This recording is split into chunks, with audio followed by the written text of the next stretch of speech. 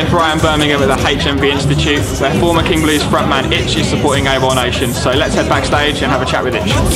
Cool, so hey Itch, how's it going? It's going good, man, it's going good. So you're in Birmingham for the first tour of UK dates, in which you're supporting Awolnation. Are you excited?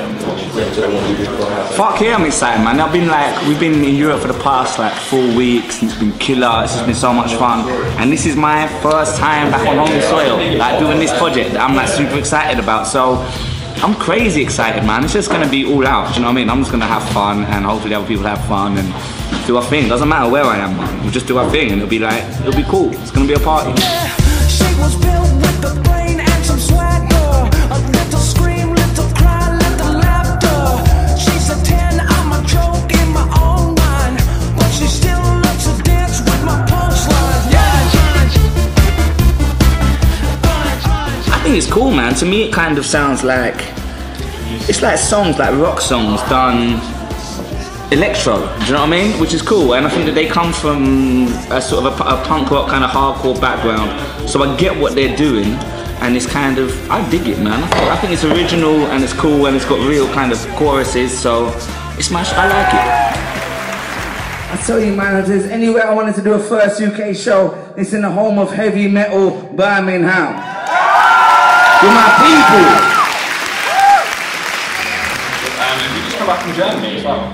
We just did 4 weeks in Europe, yeah, and we just come back from Paris this morning. Yeah, how was that? It's dope. It was absolutely dope. I mean, the King Blues did a little bit in Europe, but we always found it quite difficult actually. And so this tour was just fun, man. It was so much fun. Kids really reacted to the music, and it was awesome, man. Loved it. Itch has just arrived in Birmingham after doing some shows over in Europe, and tonight he'll be performing tracks from his new EP, Manifesto. So what's it all about? Well, I mean, initially, we started off, I just went into the studio with John Feldman in LA for the past 2 years, and we were just working on tracks morning, noon and night, do you know what I mean? And so it got to a point where I was just suddenly really into this shit, and it became my initial passion. And by the end of it, we had near on 100 songs to pick and choose from. So I wanted to put out some shit where it's free and people can just get it and see what I'm about if they're interested. And then I'm gonna drop an album later in the year. This week I've been listening to one of his tracks, Spooky Kids, which seemed to explore the darker side of street life amongst the youth. I wanted to know what inspired the track. Fucking you again, going no lubricants. Kid, I got a crew of street fighting soccer hooligans. So self-believing, no logo, no giving shit. Call off the holidays, there's no fucks given. It's always Halloween, so we never die. By the head of fuck by your boys don't cry. Don't complain, walk on water, hydroplane. Go killers on fuck the fame till I wrap you up in my cellophane. I don't know, I think that song was kind of just quite fun really, but what I wanted to show in the video is that there's a lot of people who think that street kids and where we came from are that these kids are angels, and really the reality is that this is kids going through real shit, and this is, not everyone is a Boy Scout, and this is real life, and that's what the video is trying to show, is that there's people living underneath you, there's people living on a different class, on a different level, who don't have the money and the opportunity and the voice that other people above them have, and it's trying to show that. And to me, a spooky kid just represents someone who doesn't fit in, and that can be from any walk of life. I think you don't have to be some poor kid from wherever in order to be a spooky kid. To me, it's just for us weirdos who don't fit in anywhere, and that's what it is. It's a unity song, really. Most people will know Itch as the former frontman of the awesome band The King Blues. The theme of the King Blues music was mainly very political, very social, and as a band they were very real, but unfortunately they split up in April 2011.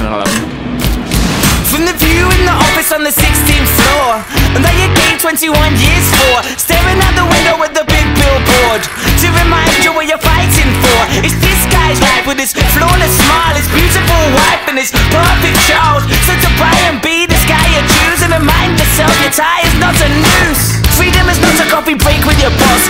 Eat, sleep, breathe, the predestined stops. And Xerox 100 times, and now 100 people read what bored you to write.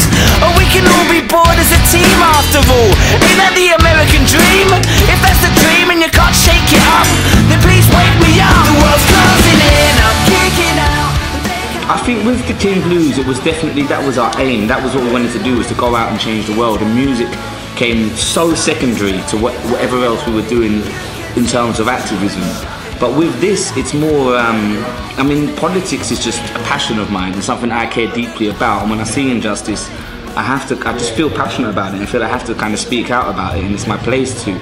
But I guess it's not as explicitly political, but that side is definitely still prevalent throughout. Yeah, come on, so I saw a few videos on YouTube of you and the guys when you used to go on marches in London and stuff. Yeah. I mean, that's what you still want to do. Absolutely, yeah, absolutely. So speaking of the King Blues, you and the group felt the band had reached its natural climax. Do you miss what you had, and is there any chance of a reunion, or is that completely different? I mean, I don't miss it at all, because I think it was beautiful just doing what it did. We came out and we did 4 albums, and we stuck to our guns, and we always did what we said we were going to do, and at no point did we ever kind of water it down or start playing by anyone else's rules. So for me it was like, this is amazing, and I love the legacy that the King Blues left, and I wanted to keep it like that.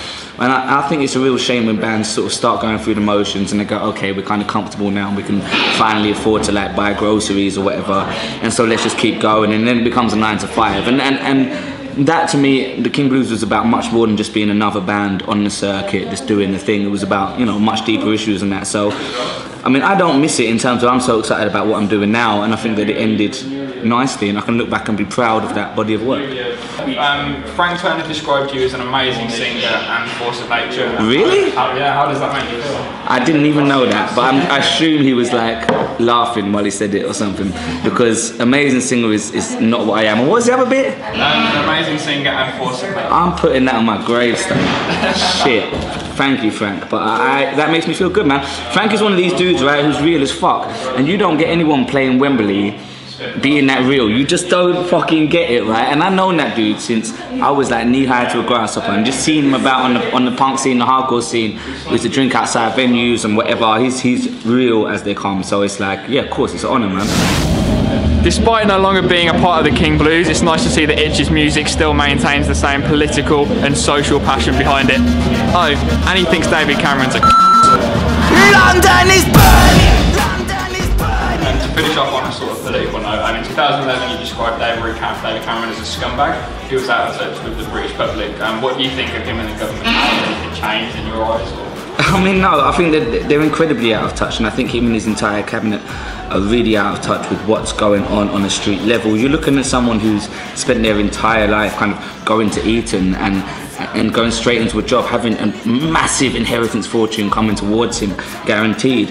I mean, this is not a person who has to live with the daily struggles that normal people are going through. So when we're getting to a point where he's cutting people's benefits, he's taking away homes, he's taking away the squats. This is an all-out class war attack on the poor, and what he's trying to do is push people, get people so enslaved that we have to have our mortgages, and we have to be under the thumb of the government, and that's, you know, it's a terrible thing. And I think that the very kind of Thatcherite way that he goes about trying to run this country, it sickens me on a daily basis, and I think it sickens and angers a lot of people. And I think if we look to America, you can see kind of some of the ways that they're actually stepping forward for once and leading the way, and we haven't seen that in a long time.